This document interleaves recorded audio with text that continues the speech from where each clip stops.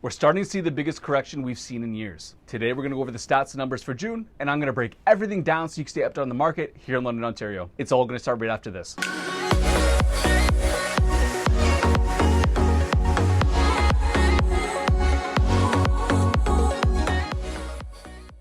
What's going on, guys? Welcome back to the channel. If you're new here, my name is Kendrick Blanchard with HouseSigma Real Estate Brokerage. Make sure to comment, like, and subscribe to stay updated on all future content. And like I said, we're going to go over the stats and numbers for the real estate market here in London, Ontario. If you're looking to get into the market or you're a seller wanting to make a move, I've left my calendar link down below in the description where you can book a one-on-one directly into my calendar with a few simple clicks. Let's get into it. The average price of a home in London has fallen almost $55,000 in 1 month, and a grand total of $135,000 since February. The Bank of Canada just announced their latest interest rate hike of 100 basis points on July 13th, with the next scheduled rate hike on September 7th. Many are speculating that the next 3 hikes will be at a minimum of 75 basis points each as an attempt to bring inflation under control. Now, just for reference, normal inflation is typically between 2 and 3%, with June's inflation rate coming in at 8.1. Enough of that, let's jump into the stats. We've entered the summer market and the average sales price continues to decline as interest rates climb month over month. For June, the average sold price of a home was $688,000, down from $743,000 in May. That's a 7.4% difference in 1 month, bringing the average sales price down $135,000 since February's peak. Now, the biggest factors driving this decline are the interest rates and a surplus of inventory on the market, which brings us on to our next stat, the active listings. There's plenty to choose from if you're in the market for a new home. Currently, for the month of June,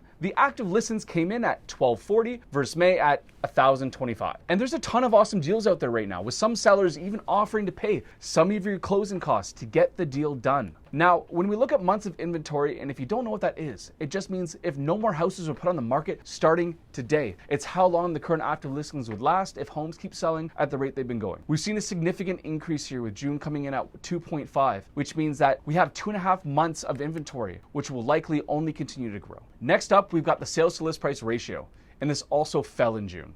And for those who don't know what a sales to list price ratio is, it just means the amount over asking that a home sold for. In June, this ratio is 102, down from 108.1 in May. That's a 5.6% difference. For example, based on the ratio of 102, if a home was listed for $700,000, it would have sold for $714,000. Now, for the buyer's perspective in understanding pricing strategies here in London, I'm starting to see less and less homes being underlisted, meaning homes are starting to be marketed for exactly what they're worth, with offers on a first come, first served basis. I'm also seeing a bunch of overpriced properties with unrealistic asking prices. And you have to be careful with this, because if the comparable sales don't support the purchase price, then you're at risk of the bank's appraisal coming in short. Now, what happens when there's a gap in the appraised value in your purchase price? Say you bought a home for $850,000 and the bank's appraisal comes back and says it's worth $800,000. Now the bank's only going to lend on the appraised value, and you have to come up with the extra $50,000 to close the deal. It's important to make sure that the comparable sales support your offer price, especially in this changing market. That was London's June market update. Please share this with your friends if you found this information helpful. If you have any questions, just reach out to me directly. And if you're looking to get in the market or you're seller wanting to make a move, just head down into the description and use my calendar link to book a one-on-one call with me directly. I hope that helps everyone, and please